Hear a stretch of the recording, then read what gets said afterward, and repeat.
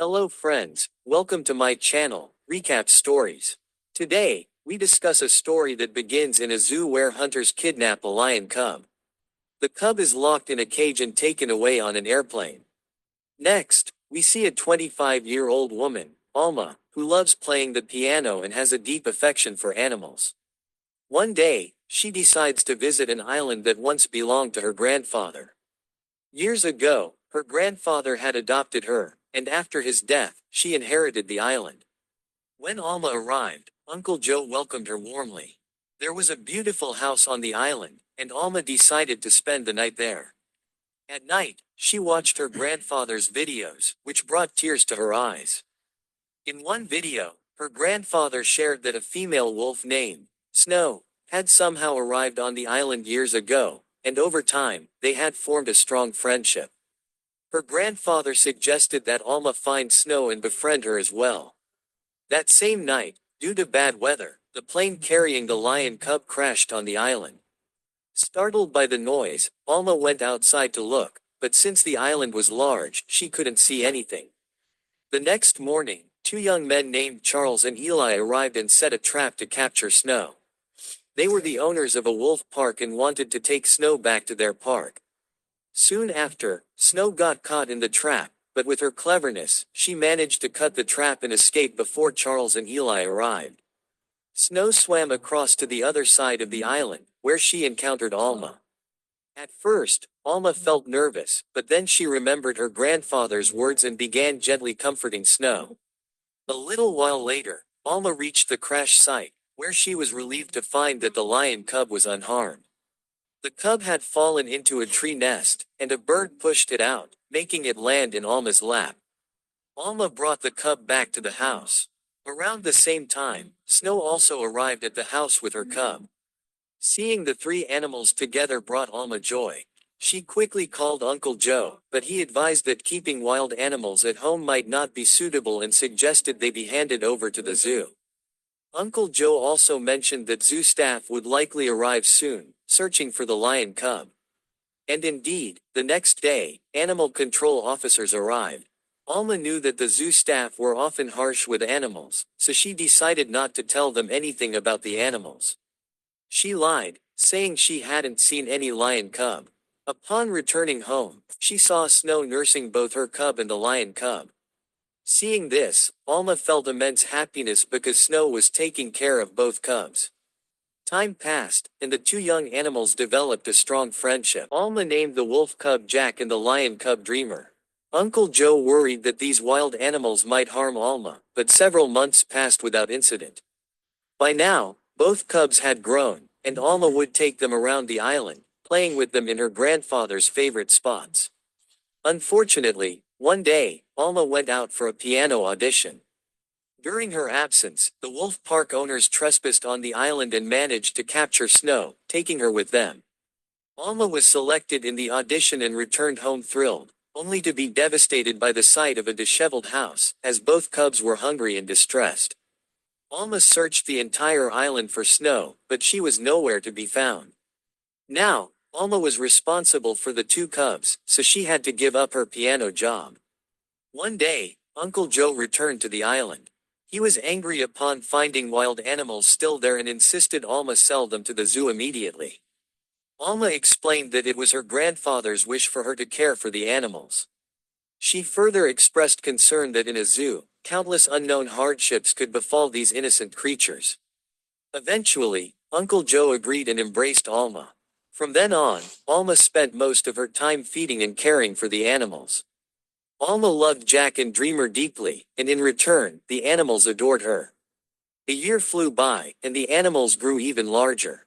Uncle Joe would bring meat from the city for them, but he still felt uneasy around them. He once again urged Alma that living with wild animals was unsafe, but she was adamant about not letting them go at any cost. One day, a mother and daughter came near the island in a boat. Seeing them, Jack approached them. As soon as Alma saw this, she ran to stop Jack, but stumbled over a rock, hitting her head and losing consciousness. The mother and daughter, unaware, returned to their boat. After a while, Jack and Dreamer approached Alma and tried their best to wake her up, but to no avail. They called out for help for hours, but no one arrived. At night, both animals sat by Alma's side and spent the entire night trying to keep her warm. The next morning, Uncle Joe called Alma several times, and when she didn't answer, he grew suspicious that something was wrong.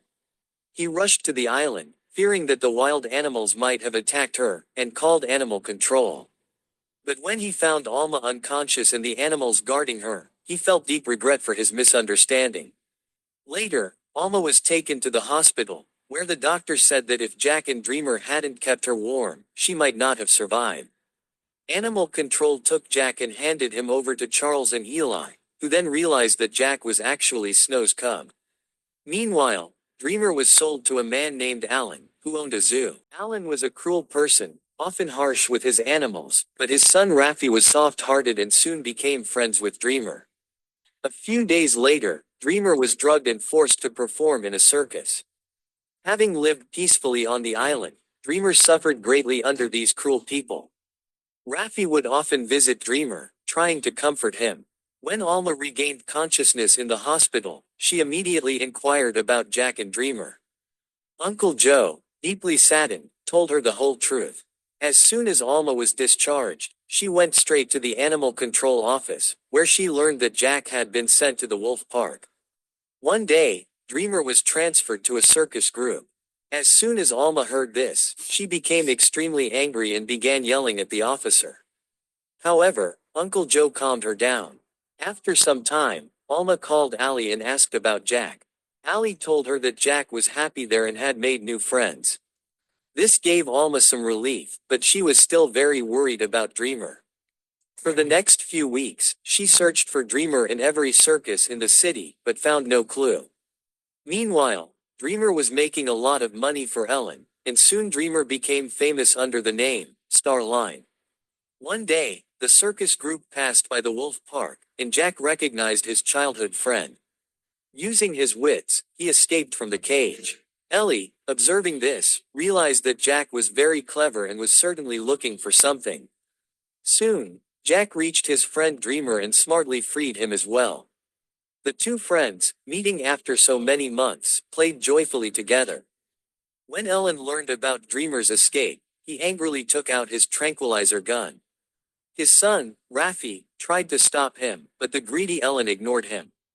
In despair, Raffi informed Allie about Dreamer. Now, everyone understood that Jack and Dreamer were together, which led to a high alert throughout the city. In the evening, Ellie explained the whole situation to Alma and informed her that animal control officers were after both animals. Alma was anxious hearing this, but Allie reassured her that they had placed a tracker on Jack, and his last location was near a forest. Now, Alma and Ellie decided to search for the animals together. Meanwhile, Jack and Dreamer were roaming freely in the city, prompting the police to issue a shoot-on-sight order. Later, the two animals reached the forest where Ellen and Raffi spotted them. Enraged, Ellen aimed the tranquilizer dart at Dreamer, but Jack stepped in, taking the dart for his friend. Poor Jack immediately lost consciousness, while Dreamer managed to escape. After Dreamer's escape, Raffi quickly removed the tracker from Jack and administered a remedy to counteract the dart's effect. After some time, when Jack regained consciousness, Raffi called Alma and Allie. Raffi informed them that the police were searching for both animals. He took them to the forest, where they eventually found Dreamer. Dreamer led them to a small hut where Jack was resting. Fortunately, Jack woke up just in time, but soon they sensed the police arriving.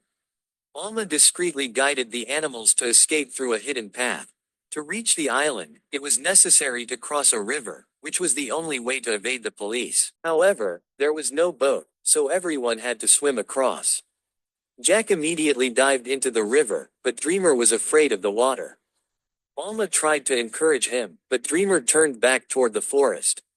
As Jack and Alma were swimming, they suddenly heard a gunshot, indicating that Dreamer had been hit. Upon reaching the island, Alma broke down in tears, but suddenly, Dreamer appeared before her. In fact, he had gone to mislead the police officers in the forest. Seeing Dreamer alive, everyone was overjoyed. Finally, Alma organized a party to celebrate Jack and Dreamer's return, playing the piano. Their family was complete once again. Alma then shared the story of her beloved animals with everyone, touching their hearts, and they all lived happily together again. I kindly request that you help me reach 10,000 subscribers on my channel as soon as possible.